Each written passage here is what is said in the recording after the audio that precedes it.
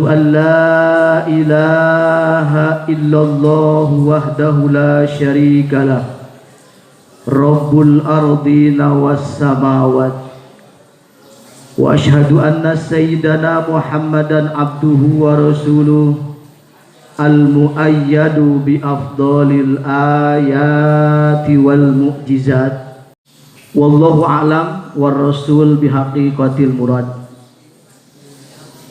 Bapak Kepala Sekolah beserta Ibu dan Bapak Guru yang terhormat dan adik-adik yang alhamdulillah wa syukru ala nikmatillah, di bulan suci Ramadan ini kita bisa menambah amal baik, kita bisa menambah hasanatun azimah di hari-hari setelah tanggal 15. Jadi yang suka taraweh malam tadi sudah melaksanakan kunut. Para ulama menjelaskan bahwa amal-amal baik yang dilaksanakan setelah kita melaksanakan kunut sampai akhir bulan Ramadan itu layak lamu adadu thawabihi illallah. Jadi tidak ada yang tahu pahalanya berapa kecuali Allah. Di hadis yang lain, wa ana ajzi'u bihi, saya yang akan langsung membalasnya.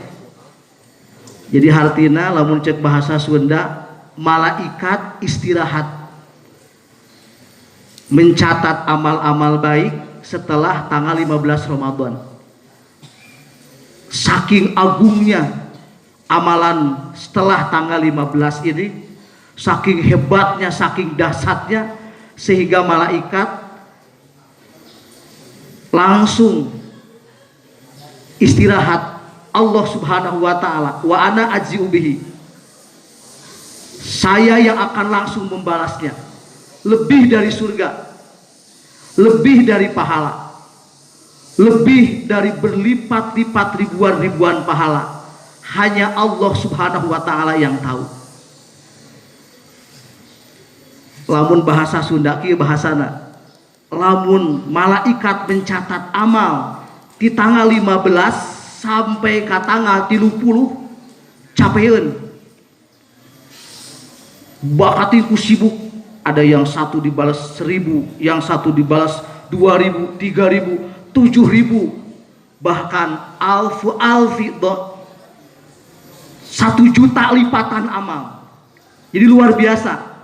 Jadi adik-adik yang melaksanakan amal baik, entah itu tadarus, silaturahmi, membagikan takjil, setelah tanggal 15 Allah Subhanahu wa taala yang akan membalasnya. Ini di akhirat akan jadi saksi semua. Fi kulli harfin, setiap huruf-huruf yang kalian baca, setiap huruf yang kalian baca, bukan setiap kalimat, setiap huruf yang kalian baca, fihi raudhatun min riyadil jannah, Allah akan membalasnya dengan raudhah, taman, yang mana taman itu bahan bakunya min riyadil jannah, dari taman-taman surga. Setiap huruf ini setelah dibaca, maka di akhir harus ada doa khusus qiraat. Nah, itu doa qiraat khusus setelah membaca Quran, ada khusus. Jadi supaya pembacaan Quran ini menjadi saksi di hari kiamat dan menjadi raudhah min riyadil jannah. Apalagi dibaca setelah tanggal 15 Ramadan. Luar biasa. Ini saya mau tanya nih, coba adik-adik sudah berapa juz sampai hari ini? Sudah berapa juz sampai tanggal 16 ini?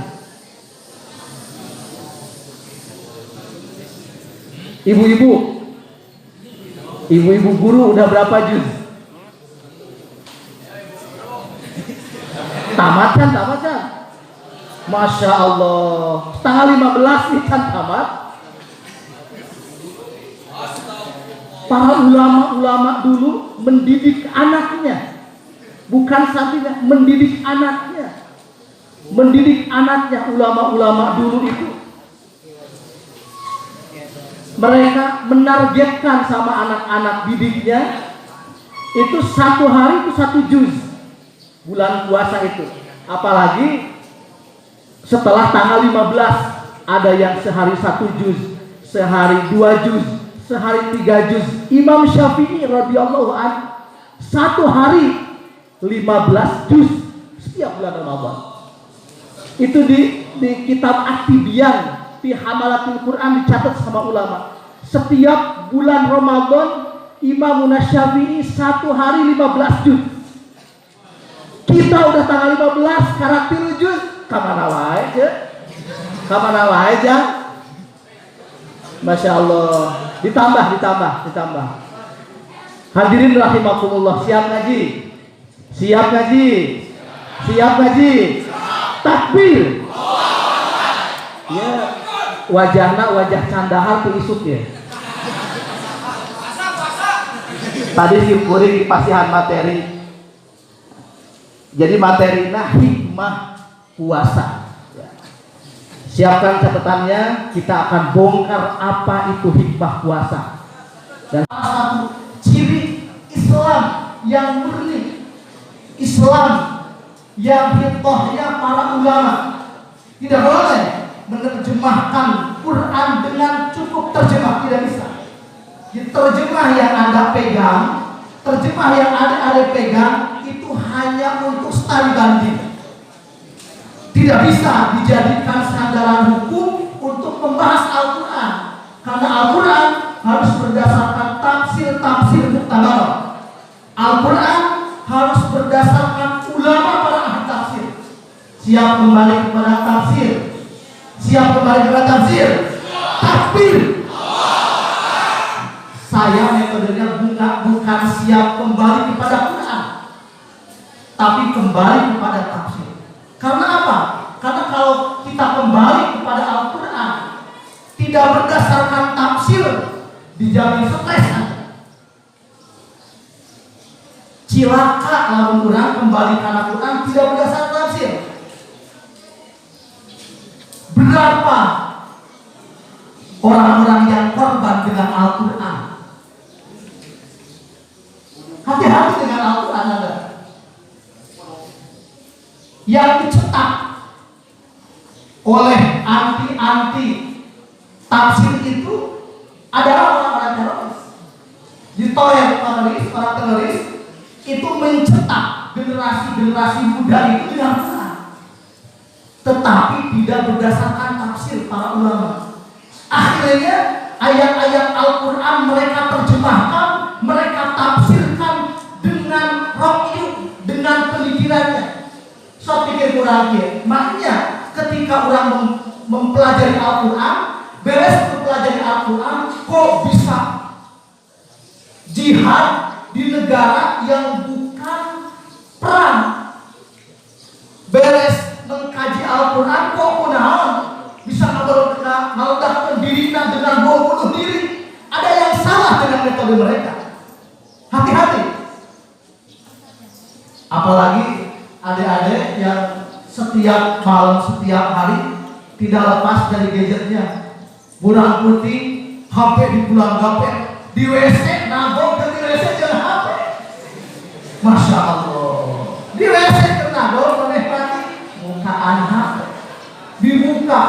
Jadi kiai-kiai ulama-ulama di YouTube itu banyak yang mereka hanya menggunakan Quran dan terjemah, tetapi tidak menggunakan tafsir. Akhirnya setelah mempelajari Al-Quran, mereka membid'ahkan kiai. Setelah mempelajari Al-Quran, mereka membid'ahkan pekerjaan ulama-ulama terdahulu. Itu dicuci otak sama mereka dengan Quran. Hati-hati dengan Quran. Quran itu hanya alat. Quran itu alat. Menerjemahkan Al-Quran bukan dengan orang sembarangan, harus dengan orang yang ahli di bidang Al-Quran.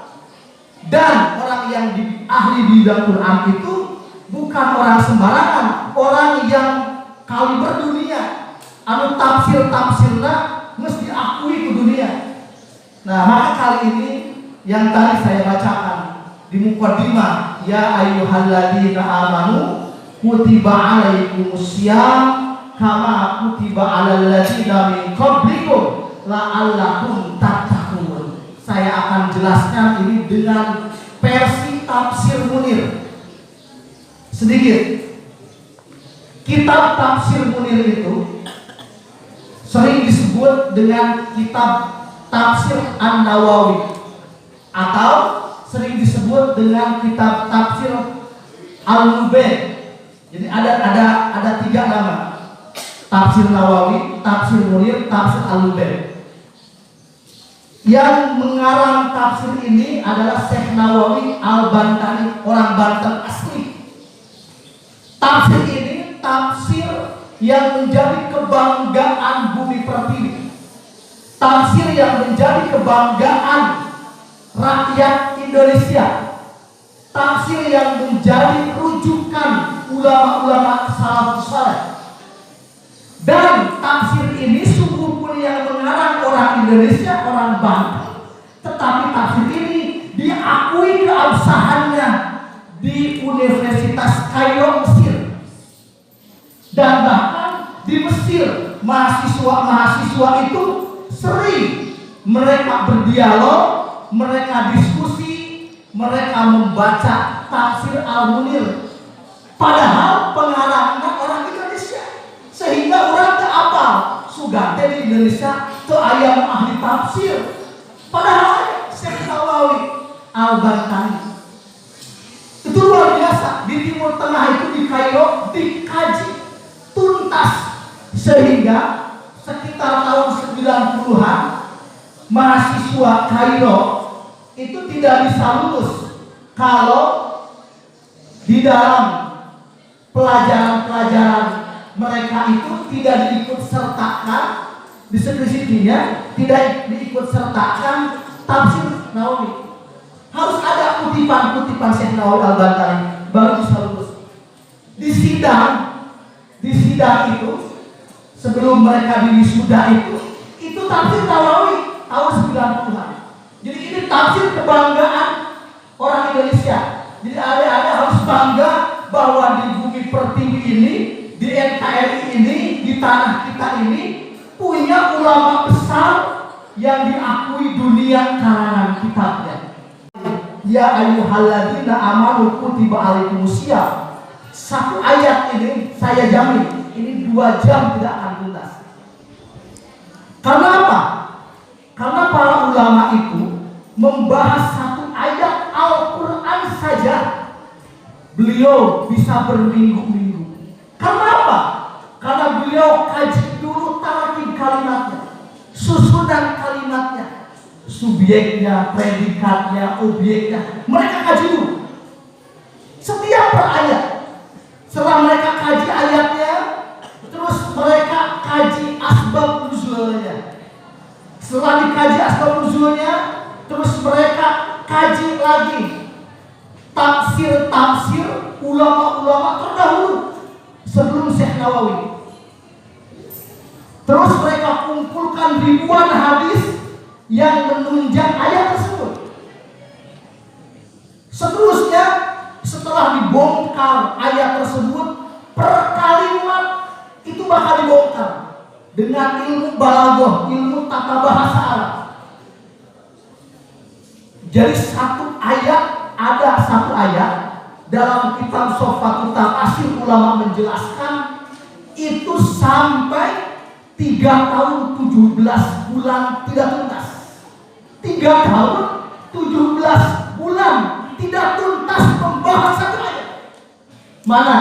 Inna a'toina kal kausar. Mereka membahas Al-Quran 3 tahun lebih tidak tuntas. Saking hebatnya Quran, saking luasnya Quran, saking kerennya Quran, sehingga mereka curahkan semua disiplin ilmu, dan hasilnya alhamdulillah telah kita nikmati. Apa itu tafsir Inna A'toina kal Tak usah. Sampai ada 17 tafsir. Ini luar biasa. Urang ngabahas ayat oge 5 menit akan beres karena cukup dalam terjemah. Yasin wal Qur'anul Hakim. Demi Al-Quran yang penuh hikmah. Yasinnya dibahas. Apa itu Yasin? Kalimat apa itu Yasin? Dan apa artinya Yasin? Kenapa Allah menurunkan kalimat Yasin? Dan untuk apa ini Yasin? Dan seperti apa pembacaan Yasin? Ada ulama membahas Yasin kalimatnya saja. Imam Qurtubi dalam tafsirnya sampai 17 hari 17 malam. Beliau kucurkan air mata. Beliau meminta kepada Allah Subhanahu wa Ta'ala, apa ini namanya Yasin? Itu ulama-ulama dulu. Tidak sembarangan membongkar Quran. Jadi akhirnya Quran lain pagawean nenek dahar, tapi kudu dahar Quran. Itu bisa sembarangan Quran. Perlu disiplin ilmu. Perlu metode-metode ulama-ulama anu sekali berdunia. Tidak bisa orang kasih ilmu, tidak bisa kurang ke anak sekolah, tidak bisa. Harus berdasarkan dalil-dalil. Nah ini sekarang banyak asatid, kiai-kiai yang di YouTube gitu, yang membahas Quran ini suka sembarangan, tidak membawa tafsir, hanya cukup dengan terjemah. Akhirnya sering benturan umat Islam. Jadi kebanyakan umat Islam benturan itu banyak yang fatwa-fatwa tokoh Islam yang tidak berdasar dalam tafsirnya. Akhirnya benturanlah umat Islam di bawah yang tidak ngerti apa-apa. Ini akibat. Jadi hati-hati adik-adik sekalian menggunakan media sosial. Jadi membawa ilmu itu adalah amanat dari Allah dan harus diterima oleh hati dan sumbernya pun oleh hamba-hamba Allah. Jadi kalau bahasa hadis anu sanadna sampai Rasulullah Sallallahu Alaihi Wasallam. Siap kembali ke tafsir. Siap kembali ke tafsir. Siap kembali ke tafsir. Takbir. Mari kita bahas apa itu ayat ya ayyuhalladzina amanu. Kalimat saja karena supaya sesuai dengan materi tadi hikmah puasa. Coba penghujung ayatnya apa? La'allakum. Coba dari awal baca. Ya ayyuhalladzina amanu kutiba alaikumusiyam kama kutiba alal ladzina min qablikum la'allakum tattaqun. Ayat ieu tunggu adik-adik kelas SMA. Pakun bagi apa? Anak pakun hafal ayat. Jangan anak PAUD, anak SM. Hafal mereka. Anak SMA. Hafal mereka ayat tersebut. Tetapi hanya sekedar di lisan. Sesuai dengan materi kali ini, la'allakum tattaqun. Insyaallah. La'allakum tattaqun. Tiga kalimat. La'alakum dan tatakun. 3 kalimat ini insya Allah akan menuntaskan hikmah puasa. La'alakum, kalimat la'alakum kalau di grammar Arab, tata bahasa Arab itu artinya kalimat jumlah du'aiyah. Apa itu jumlah du'aiyah? Yaitu kesimpulan doa. Jadi artinya ayat ini mengandung hikmah. Bahkan Syekh Nawawi Al-Bantani beliau mengutip dalam kitab tafsir Nawawi tadi, lamnya itu disebut lam lil hikmah. Jadi kalau tegasan ini, apa hikmahnya puasa Ramadan? La'allakum tattaqun. Jelas. Apa hikmahnya puasa Ramadan? La'allakum tattaqun. Itu tafsir. La'allakum tattaqun lil hikmah, lamnya itu. La'allakum tattaqun, hikmahnya tatakun. agar Anda sekalian takwa. Ada 3 kalimat, la'ala, lil hikmah, kum berarti khitab kepada kalian semua umat Islam, tatakun akan Anda takwa. Maksud takwa ini apa? Banyak orang yang menjelaskannya takwa saja. Nah ini akibat tidak memakai tafsir. Padahal kalimat ta'alakum tatakun ini membongkar hikmah puasa. La'alakum tatakun, hikmah puasa Ramadan itu la'alakum tatakun, itu tafsirnya.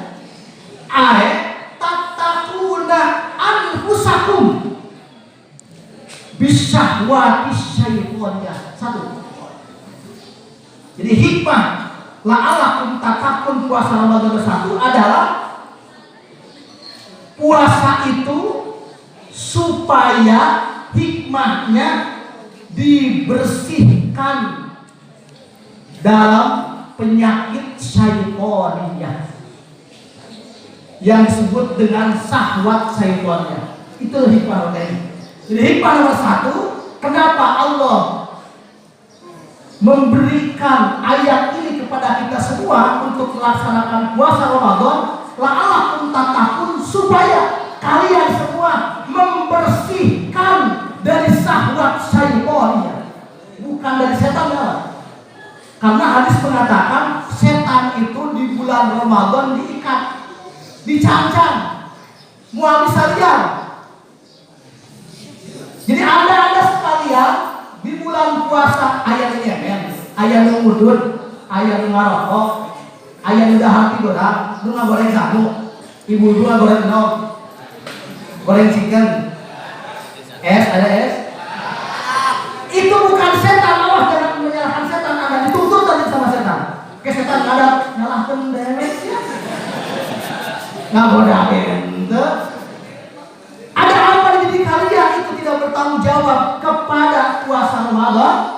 Karena di diri kalian ada syahwat syaitaniyah. Itu yang pertama.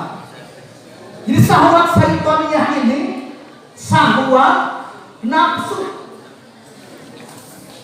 Apa itu nafsu? Nafsu ini dalam kamus Al-Munawwir Karafiyah itu dijelaskan nafsu ini kemauan. Jadi kemauan kita asyaitaniyah, kemauan yang mana kemauan itu mirip dengan kemauan setan. Jadi kahayang orang, tapi kahayangnya bentuk kahayang setan. Berarti bukan setan.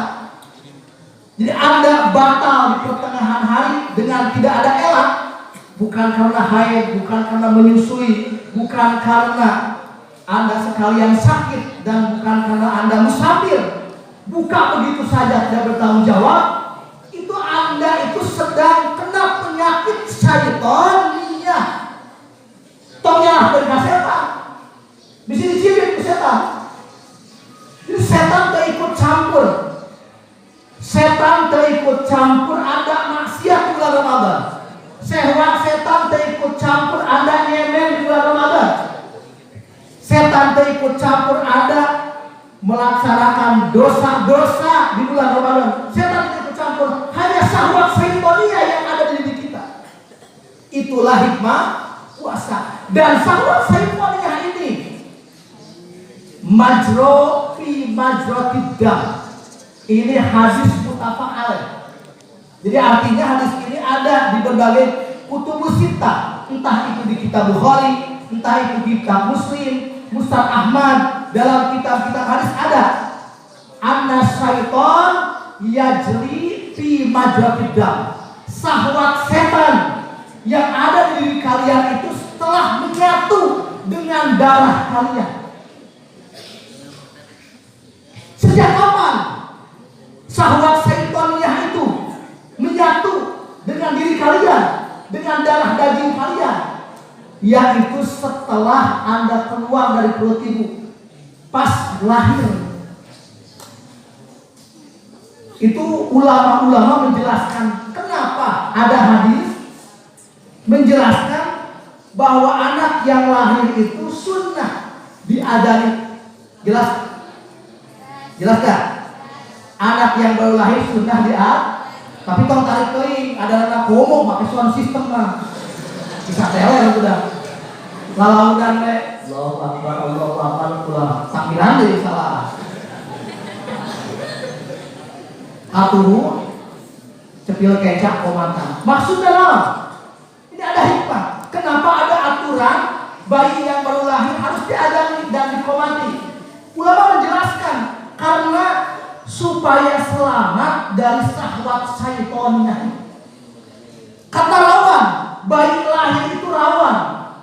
Rawan ada pengaruh setan yang akan datang ke dirinya.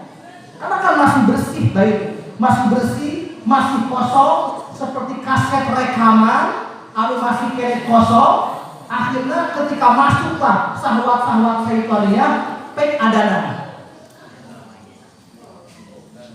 Ulama ada dua. Yang dimaksud dengan syahwat syaitonnya itu apa? Apakah setan jin? Apakah setan apa? Nah, ini tafsir Syekh Nawawi menjelaskan yang dimaksud syaitonnya itu ismun likulli atin minal insi wal jinni. Jadi syaitonnya itu adalah satu nama hiji ngaran pikeun jelema nubang pikeun makhluk nubang hawara. Bagi siapapun makhluk yang keji minal insi wal jinni, kelompok jin apa kelompok manusia. Jadi artinya yang dimaksud syaitonnya itu bisa saja sumbernya dari jin, bisa saja sumbernya dari manusia.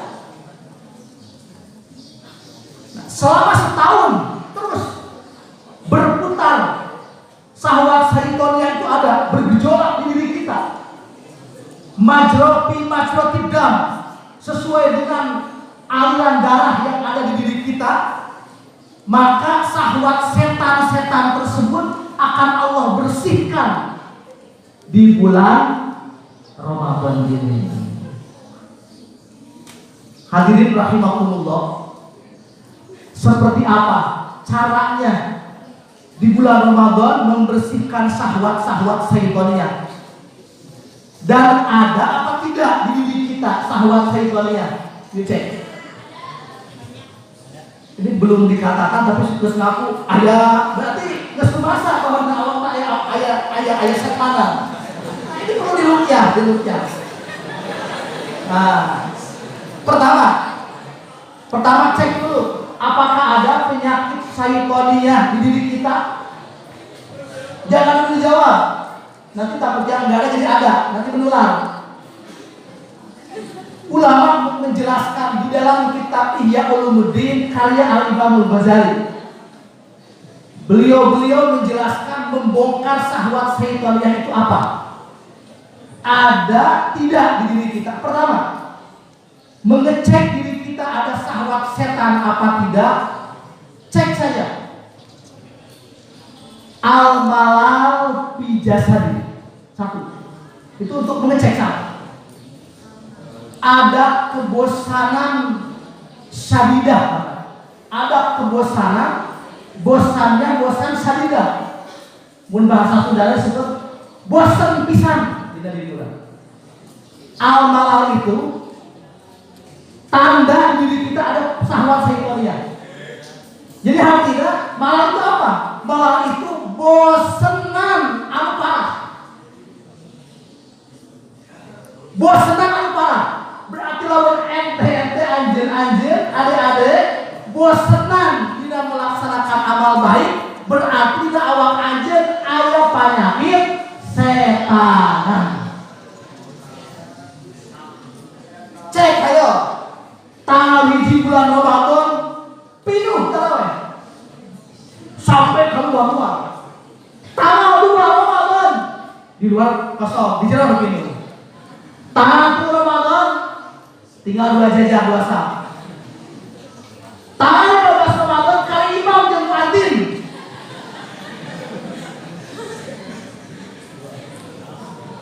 Bangunlah di dia sama tidak. Ayo.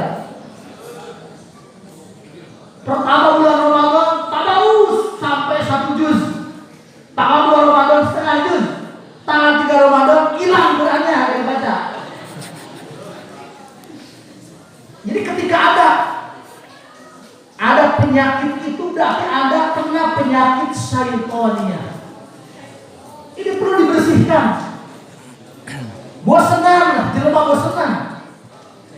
Tapi dia amal ya bosenan. Beda jeung dina kahayang, beda jeung dina kemauan, dina pakaian, itu aja bosenan.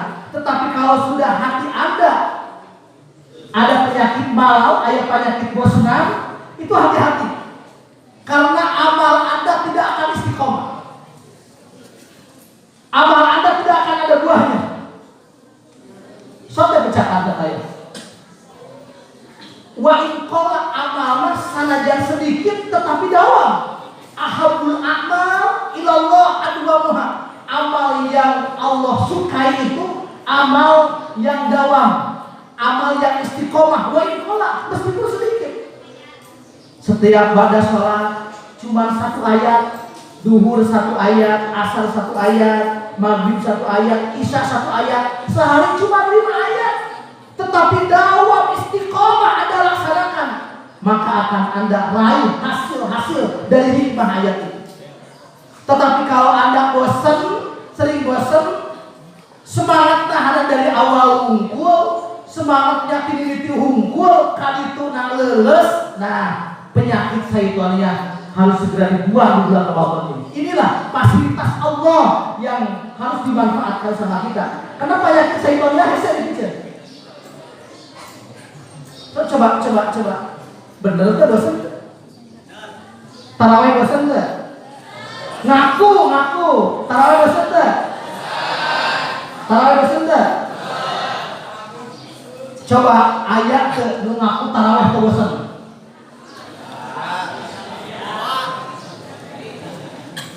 Berarti ayat penyakit syaitannya segera buang. Karena ini hikmah puasa membuang penyakit syaitannya. Mudah-mudahan dengan puasa Ramadan ini penyakit-penyakit syaitannya yang ada di diri kita supaya Allah sembuhkan. Itu pertama. Yang kedua, la'allakum tattaqun. Yang kedua, hikmah puasa ini yang kedua versi Imam Ghazali. Versi Imam Ghazali saya catat di sini karena halamannya saya suka lupa, yaitu dalam kitab Ihya Ulumuddin juz kedua halaman 232. Juz kedua halaman 232. Imam Ghazali menjelaskan ayat la'allakum tattaqun. Apa hikmah puasa nomor kedua? Yaitu hikmah puasa nomor kedua yaitu adalah sofaul qalbi. Sofaul qalbi. Apa itu sofaul qalbi? Untuk media pembersihan hati. Jadi, hikmah puasa ini adalah untuk membersihkan hati. Kenapa harus ada puasa dulu untuk membersihkan hati? Rasulullah Shallallahu Alaihi Wasallam menjelaskan dalam hadis muttafaq alaih, ahyu qulubakum biqillati dhahki wa qillati syam'i wa tahiruha bilju wa tasfu wa taraqqa. Penghujung hadis aja. Penghujung hadisnya wa tahiruha, sucikanlah hati kalian. Bilju dengan apa? Taraqqa wa tasaffa, hati Anda bakal lunak, bakal lembut, bakal bersih. Walaupun udah orang barulah belajar pelet, apa tuh pelet? Apa tuh pelet? Belajar ini diputuskan amaman, diwirid dari wirid diajar pelet, di pelet peletnya sahabat itu. Langsung ayat puasanya ya, supaya bersihlah hatinya. Jadi kenapa ulama-ulama dulu ada istilah tirakat? Itu nggak bid'ah tirakat itu. Siapa yang berbid'ah tirakat? Tidak ada. Tirakat itu nggak bid'ah. Karena tirakat itu untuk sofaul qalbi, membersihkan. Hadisnya jelas tadi. Muttafaq alaih hadisnya. Tahiruha, bersihkanlah hati kalian bilju dengan apa? Taraqqa wa tasaffa, hati Anda akan bersih, hati Anda akan lembut, akan lunak. Jadi kenapa Allah syariatkan puasa Ramadan? Supaya hati orang bersih. Jadi salah satu media untuk pembersihan hati adalah dengan puasa Ramadan. Insya Allah adik-adik yang benar puasanya sesuai syariat Islam, keluar dari bulan Ramadan pasti bakal bersih hati, bakal lunak, bakal lembut, bakal leles. Cirinya, ciri hati leles ketika adanya takbiran meleman terakhir, meleman takbiran langsung cai mata orang keluar.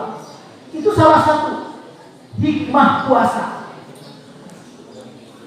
Tengteuingeun parah tidak telas hati lamun adanya takbiran meleman lebaran terjadi. Berarti Anda ada penyakit lain, kronis tuh awaknya.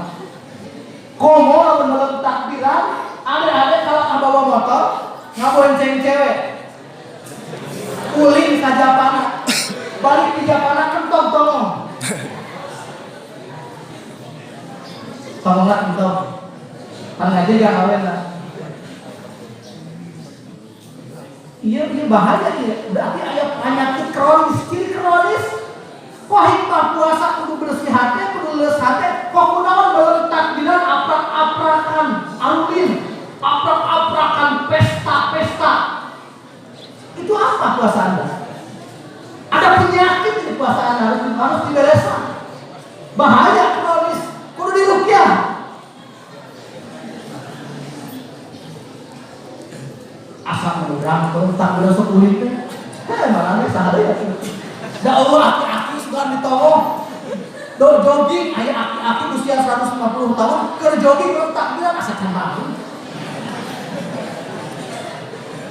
Komor ini, balik pelak kulitnya, tiangan, terus pantas dijadikan padakol bedul. Asa can ayah belum takbiran, hura-hura pesta di pinggir jalan tengah. Tapi mereka sujud, mereka nangis. Itulah hikmah puasa. Tasku wa taroko. Bersihkan hati Anda dengan puasa, bersihkan hati Anda dengan sahur bulan Ramadan. Tasku wa taroko. Hati bakal lembut, bakal leles, bakal tunduk karena aturan-aturan Allah. Karena telas hati ini penyakit anu sulit dirubah. Hanya dengan puasa lainnya. Komo puasa di barenganku tadarus, di barenganku zikir, di barenganku silaturahmi, di barenganku sedekah, itu luar biasa. Dengan puasanya saja sudah sofaul qalbi, akan bersih hati-hati Anda. Tapi tadi syaratnya kudu bener puasanya. Terus kaki lu masih versi Imam Ghazali. Di dalam kitab Ihya'nya juz 3 halaman 81. Dalam tafsirnya la'alakum tatakun itu apa? Kata Imam Ghazali, yang ketiga adalah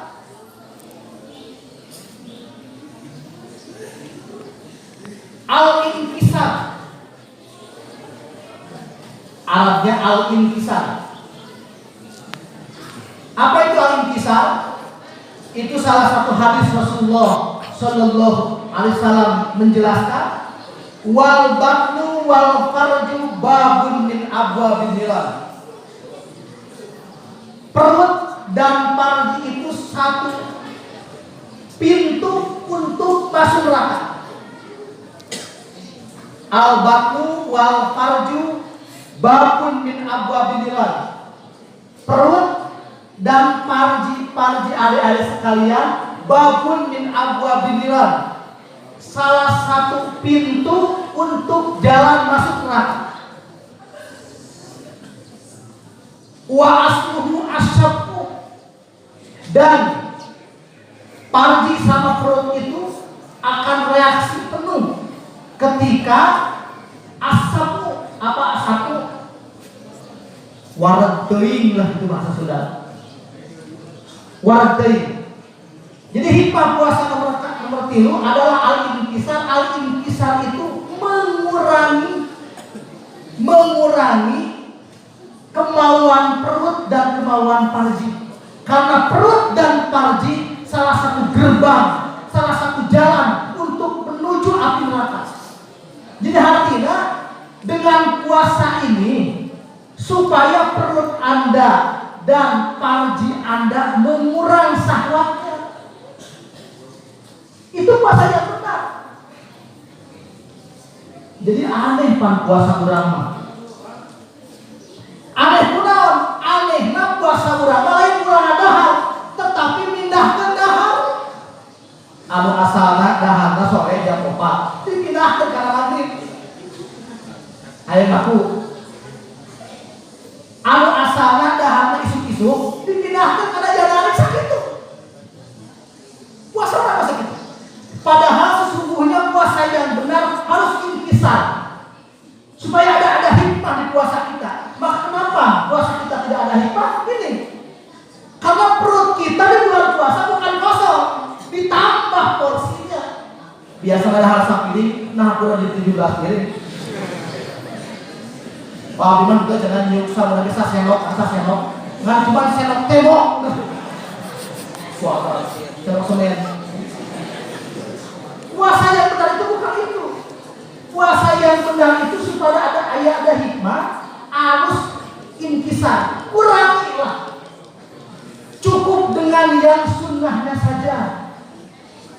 Ieu mah rek puasa seberapa digoleh, unggal liwat ke segala.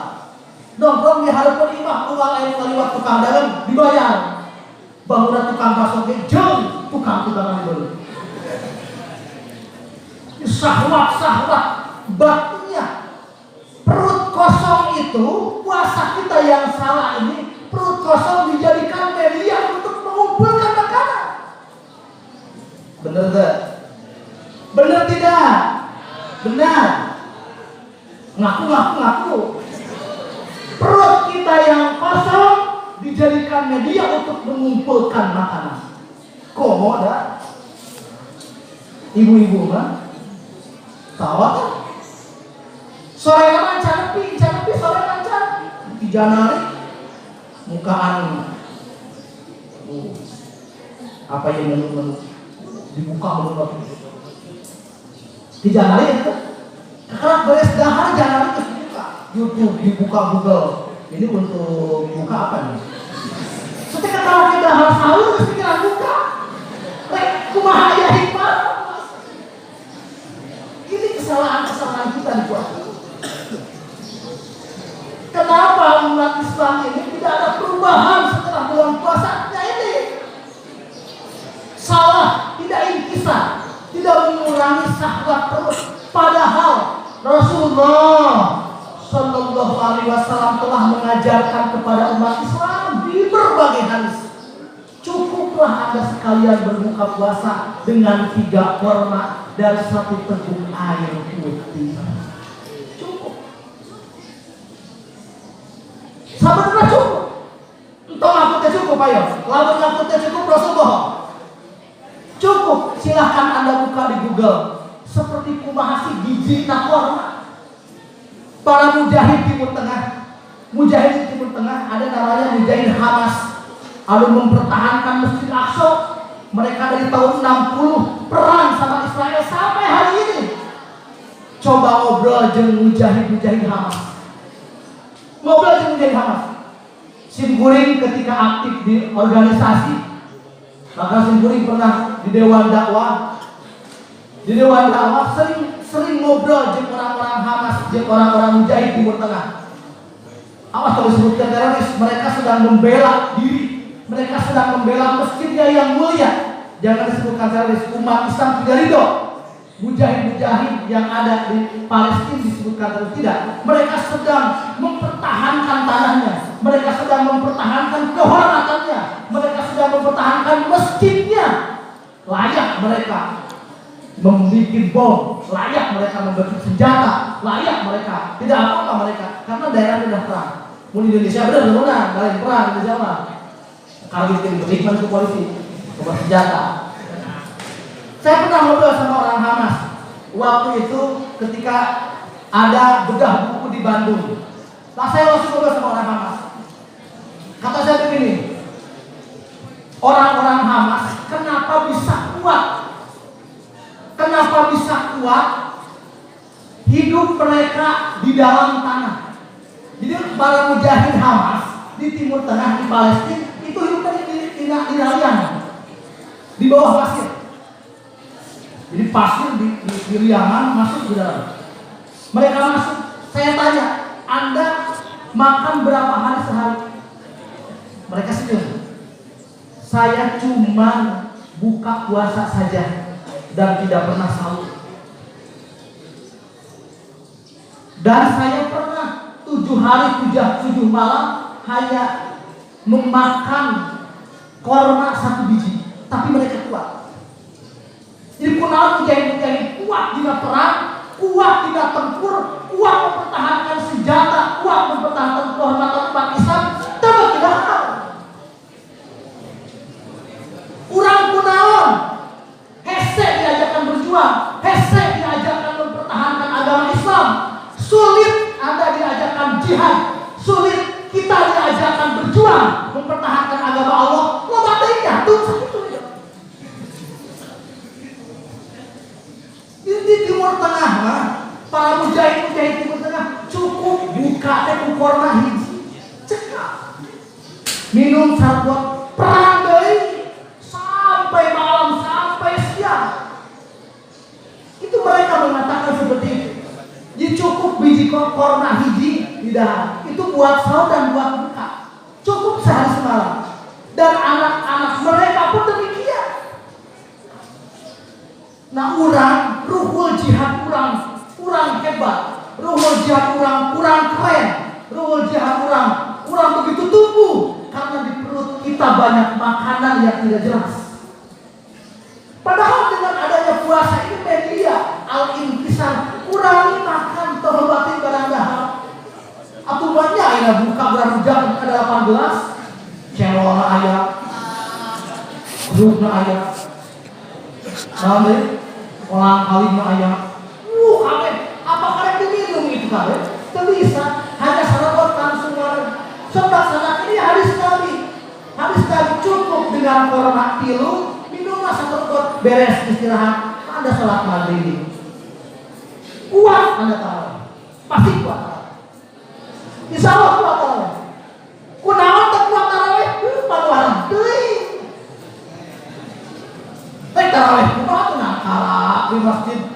Wah, itu jam 8 sekelek sare. Itulah hikmah al-intisar.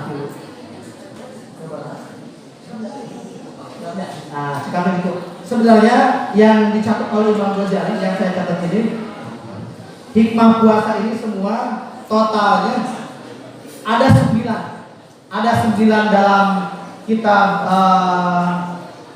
Imam Ghazali Ihya Ulumuddin, dan ada 2 di kitab Tafsir Al-Munir Syekh Nawawi. Itu silakan Anda beli kitabnya, Anda buka kitabnya, kalau nggak ada bisa terjemahnya, buka di sana ada. Lengkap Imam Ghazali itu mengupas tuntas tentang hikmah puasa, tentang manfaat puasa, tentang hebatnya puasa.